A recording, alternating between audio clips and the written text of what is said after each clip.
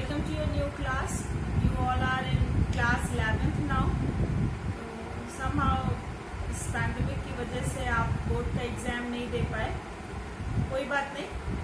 अब आप नए क्लास में ही क्लास 11th में आ गए हैं और अब नए सिरे से फिर पढ़ाई शुरू करेंगे। I am Supriya Banerjee, your maths teacher.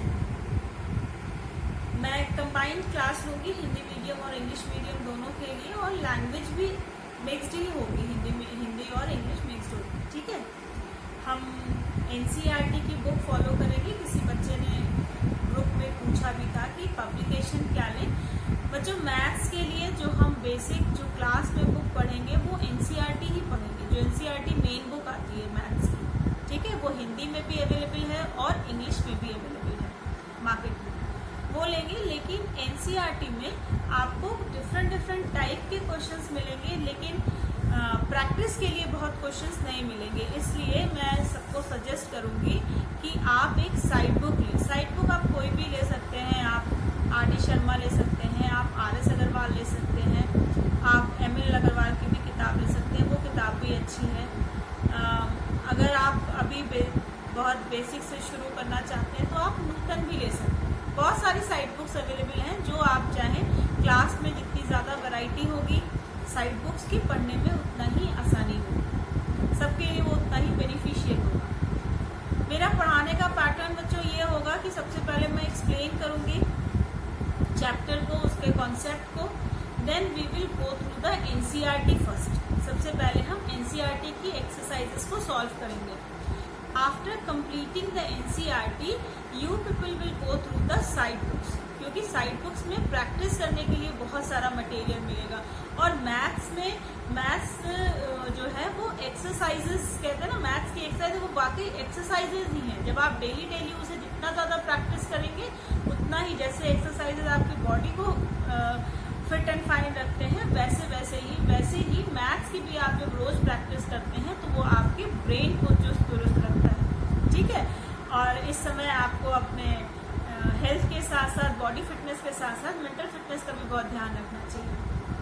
तो आपको रोज मैथ्स करना है पहली बार, और एक बार जब आप एनसीईआरटी कंप्लीट कर लेंगे तब आपके पास जो भी साइड बुक होगा उस साइड बुक से आप क्वेश्चन सॉल्व करेंगे। जहाँ पर भी डिफिकल्ट होगा, कुछ भी लगेगा डिफिकल्ट है या नहीं हो पा रहा है या कोई कंफ्यूजन है, you can contact me any time through the message और व्हाट्सएप मैसेज, और you can contact me anyways and you can discuss your problem. ठीक है, अब कॉपीज की बात करते हैं। कॉपीज कैसे बनेगी? कॉपी 2 रजिस्टर आपको बनाना है। एक रजिस्टर होगा जो क्लास वर्क होगा, क्लास वर्क कॉपी होगी, और you will do only NCERT exercises in that register. उसमें आप केवल एनसीईआरटी के एक्सरसाइज सॉल्व करेंगे। And the other one will be practice copy. Practice copy थोड़ी मोटी बनाना बच्चों, ठीक है। प्रैक्टिस कॉपी में आप क्या करेंगे कि जो भी आपके पास साइड बुक है उन साइड बुक्स के क्वेश्चंस आप उसमें करेंगे, या जो कुछ भी हम क्लास में, या चाहे वो ऑनलाइन क्लास हो या ऑफलाइन क्लास हो, जो भी हम उस क्लास में डिस्कस करेंगे, जो भी हम उस क्वेश्चंस उस क्लास में लगाएंगे, आप उन क्वेश्चंस को प्रैक्टिस कॉपी में नोट करेंगे। इधर उधर कोई रफ कॉपी ये वो ऐसे नहीं चलेगा। ठीक है, मैथ्स पूरा का पूरा एक जगह होना चाहिए। It will help you in your examination. जब आप बहुत जल्दी रिवाइज करने की कोशिश करेंगे ना लास्ट मोमेंट पे एकदम, तो ये कॉपी आपको बहुत हेल्प करेगी। उसमें आपके पास एनसीईआरटी के भी क्वेश्चन होंगे, कुछ RD शर्मा के भी क्वेश्चन होंगे, कुछ RS अग्रवाल, जो कुछ भी किसी भी बच्चे ने क्लास में पूछा हो वो आपके पास एक जगह चैप्टर वाइज रहेगा, and it will help you in your revision. ठीक है, so now let us talk about the subject. Maths तो आप बचपन से ही पढ़ते आ रहे हैं, है ना। जब से आपने पढ़ाई शुरू की है तब से आप मैथमेटिक्स पढ़ते आ रहे हैं, नंबर्स पढ़ रहे हैं, फिर नंबर्स का जोड़ना घटाना पढ़ा, उनके operations, addition, subtraction, multiplication, division, और बहुत सारी चीज़ें आपने मैथमेटिक्स में पढ़ी। अभी तक आप जो पढ़ते थे वो पूरा का पूरा नंबर्स पे बेस्ड होता था, है ना। कभी नंबर्स को जोड़ना है, या नंबर्स को मल्टीप्लाई करना है, या सब्ट्रैक्शन करना है, या डिवीजन करना है।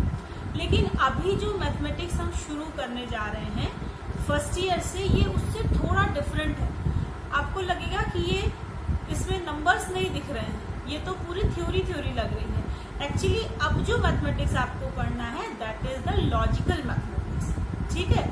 मॉडर्न मैथमेटिक्स आप अभी पढ़ना शुरू करने जा रहे हैं फर्स्ट ईयर में, and in fact you can say that कि it is the nursery of modern mathematics. अभी तक आप जो भी पढ़े थे उससे थोड़ा डिफरेंट होगा। अब हम सीधे सीधे नंबरों को जोड़ने घटाने की बात ना करके हम लॉजिक्स की बात करें। अब मैथमेटिक्स जो है वो सिर्फ कैलकुलेशन ना रख के लॉजिकल हो जाएगा, लॉजिक्स के ऊपर बेस्ड हो जाएगा, और उसके कॉन्सेप्ट आप जितना ज़्यादा आप प्रैक्टिस करेंगे कॉन्सेप्ट आपको उतना ही क्लियर होता जाएगा। अब जो आप नई मैथमेटिक्स पढ़ने जा रहे हैं उनको लिखने का तरीका अलग होगा, उनको रिप्रेजेंटेशन उनका अलग होगा, ठीक है। ऐसा नहीं कि कैलकुलेशन एकदम ही खत्म हो जाएगा, कैलकुलेशन रहेगा लेकिन थोड़ा डिफरेंट कैलकुलेशन रहेगा। अब आप नॉर्मल ऑपरेशंस जो पढ़ते आए हैं, एडिशन, सब्ट्रैक्शन, मल्टीप्लिकेशन, डिवीजन, उनसे हट के आप यूनियन, इंटरसेक्शन, इस तरह के नए नए ऑपरेशंस पढ़ेंगे, ठीक है। सो यू कैन से first year is the nursery of modern mathematics, जो अभी आप पढ़ना शुरू करने जा रहे हैं, ठीक है। दूसरी बात बच्चों ये कि बिल्कुल भी first year is rest year नहीं मानिएगा। फर्स्ट ईयर रेस्ट ईयर बिल्कुल भी नहीं है। ये समय एकदम अनसर्टेनिटी का समय है। किसी को नहीं लग रहा था कि इंटरमीडिएट के एग्जाम्स कैंसिल हो जाएंगे, लेकिन लास्ट मोमेंट पे एग्जाम्स कैंसिल करने पड़े, सिचुएशंस ऐसी हुई। और अभी जो क्राइटेरिया आया है सीबीएसई का 30% 10th, 30% first year and 40% second year में जो प्री बोर्ड्स वगैरह हुए हैं, तो आप समझ सकते हैं कि फर्स्ट ईयर और सेकेंड ईयर के प्री बोर्ड्स या जो हाफ ईयरली हुए थे वो भी कितने इम्पोर्टेंट हो गए हैं। जिन बच्चों ने फर्स्ट ईयर को रेस्ट ईयर मनाया था वो शायद आज पछता रहे होंगे कि हमारे परसेंटेज डाउन हो जाएंगे, है ना। तो ये अभी ये आने वाले, मुझे लगता है कि ये साल भी एक अनसर्टेनिटी का ईयर है, कभी भी कुछ भी चेंजेस हो सकते हैं। इसलिए मैं आपसे कहूंगी कि आप from the very first day you take your virtual classes very seriously, go through each and every video and practice at the same day. Whatever is done, whatever is taught in your virtual class, go through same day and do the practice. ठीक है, practice कीजिए और शुरू से ही बहुत seriously लीजिए पढ़ाई। हमें नहीं पता कब से स्कूल खुलेगी, कब हम आप आमने सामने होंगे। नो डाउट क्लास की पढ़ाई कुछ और ही होती है, लेकिन जब तक ऐसा पॉसिबल नहीं हो रहा है तब तक हमको इन वर्चुअल क्लासेस के सहारे ही पढ़ाई करनी है। सो आई होप कि आप सिचुएशन की सीरियसनेस को समझेंगे, आप अपने करियर को सीरियसली लेंगे, और ये जो आपका इंटरमीडिएट फेज चल रहा है ना, अभी आप बच्चे से थोड़े बड़े हो रहे हैं, ठीक है। अभी तक जो आप पढ़ रहे थे उससे अब जो आप पढ़ेंगे, अब ये करियर ओरिएंटेड आपकी पढ़ाई होगी। तो आई होप कि आप इसकी सीरियसनेस को समझेंगे और पूरी तरह से आप इसमें लग के मन से, लगन से अपनी पढ़ाई करेंगे। So let us take some view of your course, ठीक है। कोर्स के लिए हम एनसीईआरटी की बुक पे नजर डालते हैं कि कैसे हमारा सिलेबस है और हमें उसको किस तरह से कंप्लीट करना है।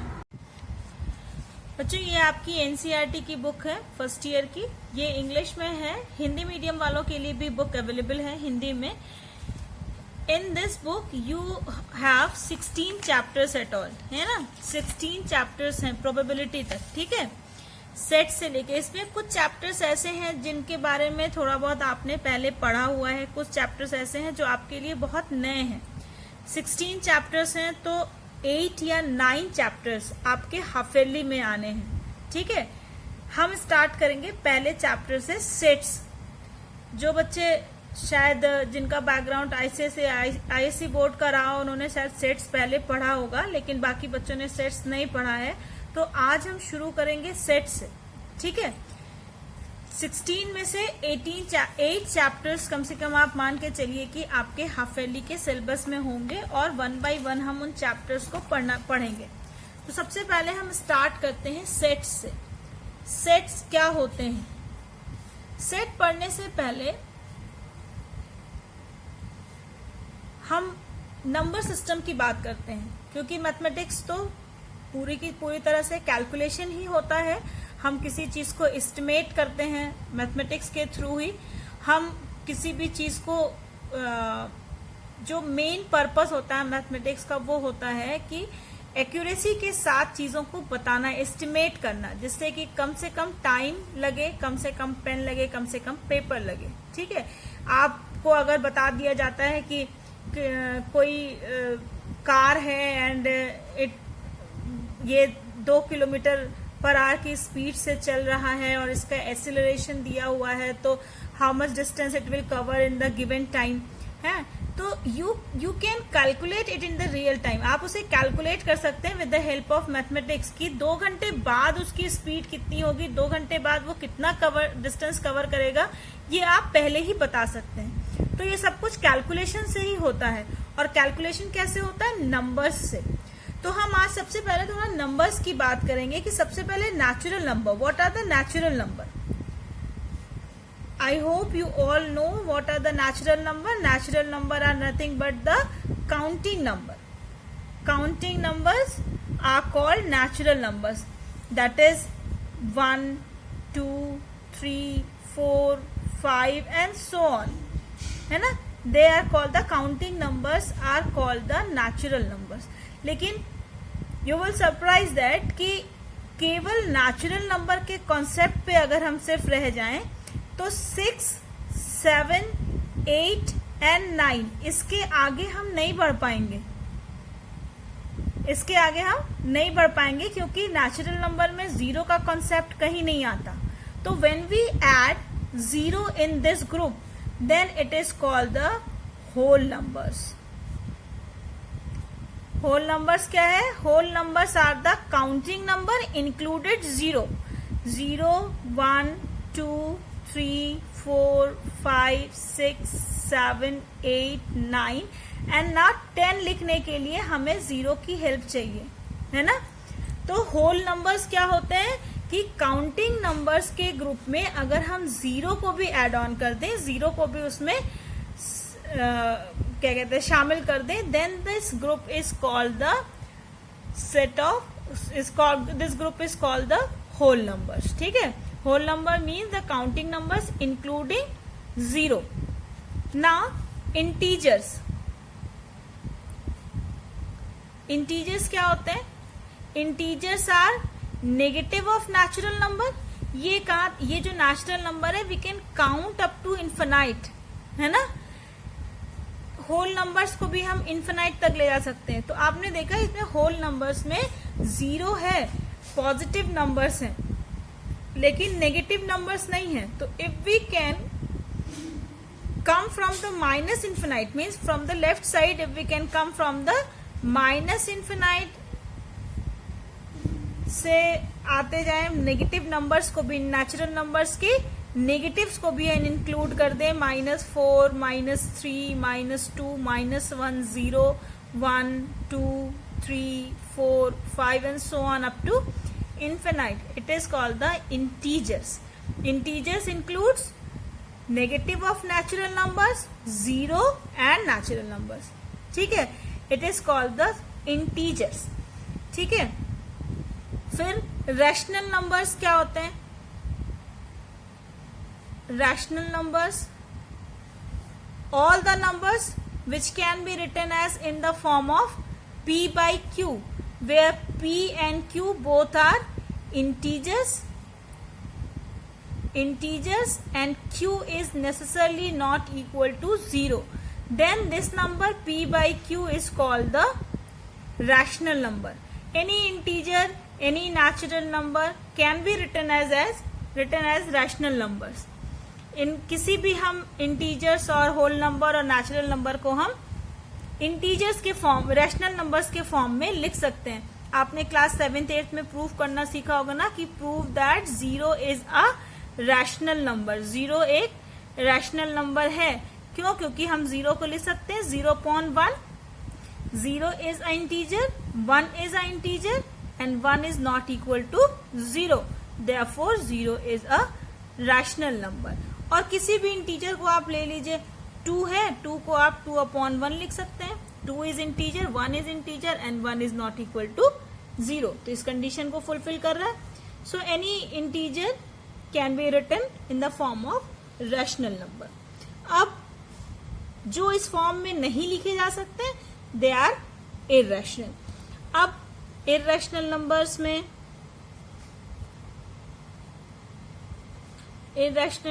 में जैसे √2, √3 है ना. अब √2 को √2/1 या √3/1 लिख सकते हैं, but √2 is not a integer.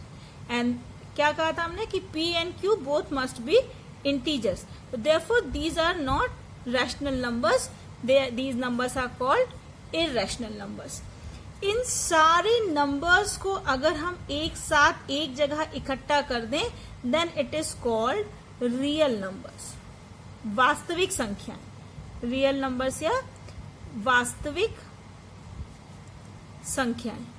ठीक है, यानी वास्तविक संख्याएं रियल नंबर्स में क्या क्या आएंगे? ऑल नेचुरल नंबर्स, ऑल मतलब integers, rational number, all numbers combined. All numbers are the real number. अभी आप फर्स्ट ईयर में पढ़ेंगे the concept of imaginary number also. ठीक है, तो अब हम आते हैं अपने टॉपिक पर, सेट. ठीक है, see it is a group of numbers ना, 1 2 3 4 5 6 7 8 9 10 and so on up to infinite. Again whole number is also a group, integer is also a group. It is a well defined group. अगर हम कहते हैं group of natural number, it means these numbers must be there in that group. अगर हम कहें कि -1 is there in the natural numbers group, immediately you can answer that कि no, -1 will not be there in the group of natural number. Natural number के group में -1 नहीं होगा. क्यों? क्योंकि हम जानते हैं कि नेगेटिव नंबर्स नहीं होते नेचुरल नंबर्स में. Natural numbers are counting numbers ना, उनमें नेगेटिव नहीं होते. लेकिन अगर हम पूछें कि -1 is there in the group of integers, तो your answer will be yes, -1 is there in the group of integers. So these type of groups are well defined, that you can say that any given number is a member of the given group or not. Definitely, निश्चित तौर पे आप ये कह सकते हैं कि दिया हुआ नंबर आपके ग्रुप में है या नहीं है. ठीक है, सपोज करो कि किसी के पास नेचुरल नंबर का ग्रुप है, किसी के पास होल नंबर का ग्रुप है, किसी के पास इंटीजर्स का ग्रुप है, और मैं कोई भी नंबर कॉल आउट करती हूँ एंड आई से कि this number is in your group और नॉट. ठीक है, 0 लिया आपने कि 0 is there in your group और नॉट, तो जो नेचुरल नंबर वाला बच्चा है वो कहेगा no, 0 is not there in my group, because उसके पास नेचुरल नंबर है, वो जानती है कि इसमें 0 नहीं होगा. बट द होल नंबर्स, जिस बच्चे के पास होल नंबर वाला सेट है, उसका आंसर क्या होगा? Yes, definitely yes, 0 is there in my group. Integers वाले का भी आंसर क्या होगा? Yes, 0 is there in my group. तो आप इमीडिएटली दिए हुए नंबर को निश्चित तौर पे ये कह सकते हैं कि इन ग्रुप में वो नंबर है या नहीं है. It is called well defined group. Well defined means कि for any asked member of the group you can definitely said कि that member, that person or that thing is in your group or not. So this type of group is called sets. A well defined group of objects is called set. A well defined group of objects is called a set. ठीक है, की word is well defined. Well defined का मतलब है कि जिस object की आप बात कर रहे हैं वो डेफिनेट हो कि वो ऑब्जेक्ट उस ग्रुप में है या नहीं है. ऐसा नहीं है कि होना ही चाहिए, हो भी सकता है और नहीं भी हो सकता है, लेकिन उसकी पोजीशन के बारे में you must be determined, you must be definite. ठीक है, डेफिनेट आपको होना चाहिए कि ये ऑब्जेक्ट उस ग्रुप में है या नहीं है. Then that type of group is called set. जैसे अगर हम कोई सेट बनाए, कोई ग्रुप बनाए कि ग्रुप ऑफ मैथ्स बुक. ठीक है, तो अब कोई भी बुक आपने उठाई, आपने कोई हिस्ट्री की बुक उठाई, किसी हिस्ट्री की बुक का नाम लिया और पूछा कि क्या ये बुक आपके ग्रुप में है, आपने एक लाइब्रेरी बनाई जहाँ पे सिर्फ और सिर्फ मैथ्स की बुक है। तो अगर किसी ने हिस्ट्री की बुक का नाम लिया तो आप डेफिनेट हैं कि आपकी लाइब्रेरी में तो केवल मैथ्स की बुक है, तो आप तुरंत कहेंगे कि नहीं, हमारे यहाँ ये बुक नहीं है। तो जब इस तरह का ग्रुप बनाते हैं then it is called a set. ठीक है, a group of class 11th student who have taken mathematics as their optional subject. अगर हम एक ग्रुप बनाए कि कामल के क्लास 11th के बच्चों का ग्रुप जिन्होंने अपना ऑप्शनल सब्जेक्ट मैथ्स लिया है, तो वो ग्रुप कोई भी बना सकता है। जरूरी नहीं है कि आपकी मैथ्स टीचर ही बनाए आके उस ग्रुप को, कोई भी आपकी क्लास टीचर ने नेम कॉल आउट किया, if the student has taken mathematics as an objective optional subject then she will be in the group, otherwise not. तो this type of group is called this type of well defined group is called a set. And what is the meaning of well defined? That any object, for any object you can say definitely that whether that object is in your group or not. This type of group is called sets. तो ये हो गया set of natural number, ये हो गया set of whole number, ये हो गया सेट ऑफ इंटीजर्स, ये हो गया सेट ऑफ रैशनल नंबर्स। अब इसको हम रिप्रेजेंट कैसे करते हैं? सेट्स को हम रिप्रेजेंट करते हैं कैपिटल अल्फाबेट से, A B C D and so on, English alphabet से। ठीक है, तो अगर हम कहते हैं set of natural number, set of natural numbers, तो इसको हम एन से रिप्रेजेंट करते हैं और लिखते कैसे हैं? कर्ली ब्रैकेट में 1 2 3 4 5 एंड सो ऑन, और फिर कर्ली ब्रैकेट बंद कर देते हैं। It is the way to represent a set. अगर आपने ये ब्रैकेट्स नहीं लगाए हैं then it is not a set, तो इसे सेट कंसीडर नहीं किया जाएगा। आपने अगर कर्ली ब्रैकेट की जगह स्मॉल ब्रैकेट या स्क्वायर ब्रैकेट लगा दिया है then again it will not consider as a set. And these numbers 1 2 3 4 and so on, these numbers are called the elements of the group. इन्हें क्या कहेंगे? Elements of the set. ठीक है, ये सेट हो गया एन, एन को इस सेट को कर्ली ब्रैकेट में रिप्रेजेंट करेंगे and each number is called elements of the set. ये हर नंबर के बीच में मैंने कॉमा लगाया है, ये इन नंबर्स को अलग अलग करता है and each number is called the element of set. Then it is one of the representation of set, इसे हम कहते हैं टेबुलर फॉर्म। इसके एक दूसरा तरीका भी है इसे लिखने का, जिसे हम कहते हैं सेट बिल्डर फॉर्म। इसको ऐसे लिखते हैं कि n is the set of all x's. x is any number such that x is a natural number. n क्या है? उन सभी नंबर्स का सेट है जो कि एक नेचुरल नंबर है।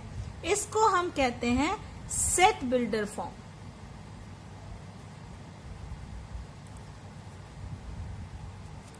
और इसको कहते हैं टेबुलर फॉर्म। ठीक है, सेट बिल्डर फॉर्म और टेबुलर फॉर्म। किसी सेट को रिप्रेजेंट करने के दो तरीके होते हैं। एक तो आप उसके हर एक एलिमेंट को इस तरह से लिखें, मतलब उसका टेबुलेशन कर दें, that is called the set builder. और दूसरा कि हम उस सेट का जो कॉमन नेचर है, एलिमेंट्स की जो कॉमन प्रॉपर्टी है, अब इसमें कॉमन प्रॉपर्टी क्या है सेट ऑफ नेचुरल नंबर्स में, कि हर एक नंबर हर एक एलिमेंट एक नेचुरल नंबर है। जैसे हमने अभी एग्जाम्पल लिया था कि कामल के क्लास 11th के बच्चों का सेट जिन्होंने mathematics as a optional subject लिया है, तो कॉमन प्रॉपर्टी क्या हो गई उस ग्रुप की कि all the girls has taken mathematics as their optional subject. तो ये एक कॉमन प्रॉपर्टी हो गई। तो ग्रुप जब हम बनाते हैं तो ग्रुप में जो भी एलिमेंट्स हैं वो एक कॉमन प्रॉपर्टी शेयर करते हैं, और अगर हम उस प्रॉपर्टी के फॉर्म में लिखें सेट को तो उसे हम सेट बिल्डर फॉर्म कहते हैं, और अगर एक एक एलिमेंट को हम टेबुलेट करते हैं तो उसे हम टेबुलर फॉर्म कहते हैं. सो फॉर टुडे इतना ही है, इतना ही आज करते हैं पहले दिन. From next video we will go through the chapter. ठीक है, नेक्स्ट वीडियो में फिर हम इसको और आगे पढ़ेंगे कि सेट्स क्या होती हैं और कैसे इसका रिप्रेजेंटेशन, और फिर बहुत डिफरेंट टाइप के सेट्स हम डिस्कस करेंगे. Till then keep on practising, stay at your home, be safe, bye.